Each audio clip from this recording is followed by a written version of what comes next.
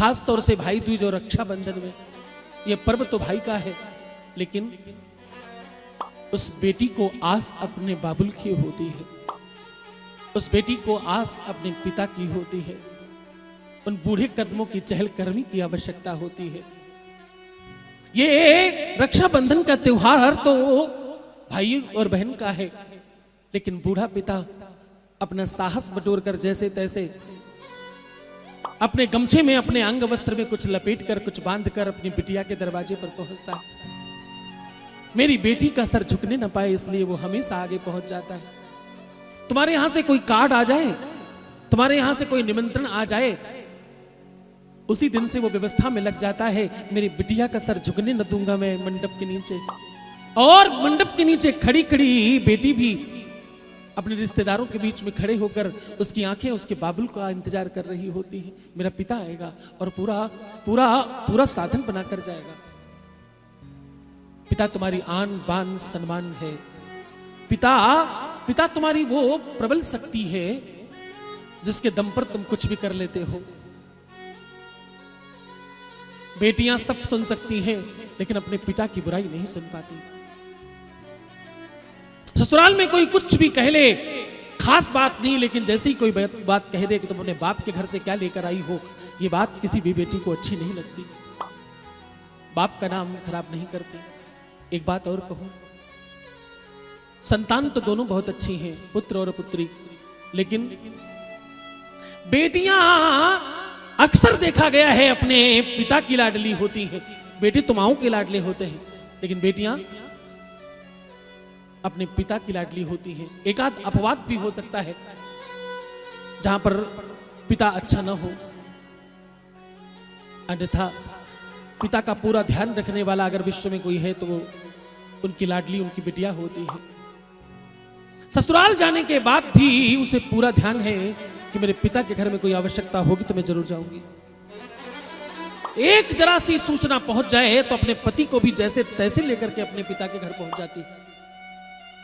पति से कुछ और मिले ना मिले, वो टाइम पर उसके पिता के घर लेकर चला जाए, बस एक बेटी के लिए ये सबसे बड़ा सौभाग्य है। इससे ज्यादा उसे और कुछ नहीं चाहिए।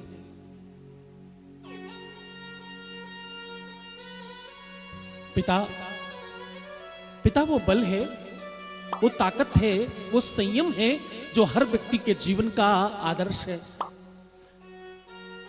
पिता रोल मॉडल है,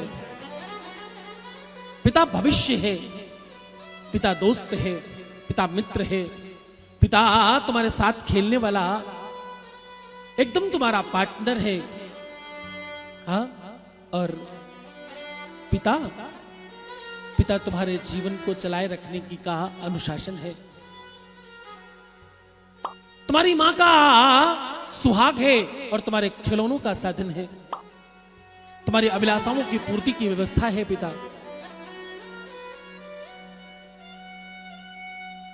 है तो तुम ताकतवर होते हो, पिता है तो तुम्हारे पास बल होता है। जिस पिता के पास कुछ भी ना हो उसके बावजूद अगर उसके बच्चे उसके सामने हाथ फैला दे और कुछ मांग दे तो वो कहीं से भी उधार व्यवहार लेकर आए, लेकिन अपने बच्चों को कभी नहीं रखता। जैसे भी पूरा करे जरूर पूरा करता है। इस संसार ने माओं के बारे में बहुत कहा है, पिता के बारे में लोगों ने कम कहा है।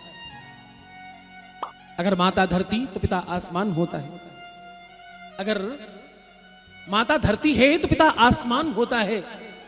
एक नन्हे से परिंदे का बड़ा सा खुला सा आसमान होता है, हाँ? बड़ा सा अरमान होता है। अगर मां बच्चों को गर्भ में पालती है तो पिता अपने छोटे से दिमाग में पालता है, दिमाग में रखकर पालता है। किसके लिए क्या व्यवस्था करनी और कैसे साधन बनाना ये पिता करता है। एक बात और कहूं, पिता का सम्मान माएं बनाती हैं, दिन भर अपने बच्चों को पिता के नाम पर धौंस देती हैं। शांत हो जाओ, चुप रहना, वरना शाम को भी पिताजी आएंगे, उनसे शिकायत करूंगी तुम्हारी शाम को मैं पिटाई लगवाऊंगी। आज पक्का आ जाने दो शाम को उनको। हाँ, माएं अपने बच्चों के जीवन में पिता को बड़ा बनाकर रखती हैं। बच्चों के सामने माएं अपना पल्लू सर पर रख लेती जैसे उनका पति आता। देखो देखो पापा जी आ गए, देखो पिताजी आए तुम्हारे यहाँ, प्रणाम करके आओ। ये संस्कार और ये व्यवस्थाएं माताएं बनाती हैं। मैं सत्य कहूं, माताओं से पिता का आदर बनाए रखना। पिता अच्छा हो पिता बुरा हो इससे कोई फर्क नहीं पड़ता। तुम बहुत अच्छे हो, तुम्हारे संस्कार बहुत अच्छे हैं, इसका दर्शन होना चाहिए तुम्हारे बच्चों में।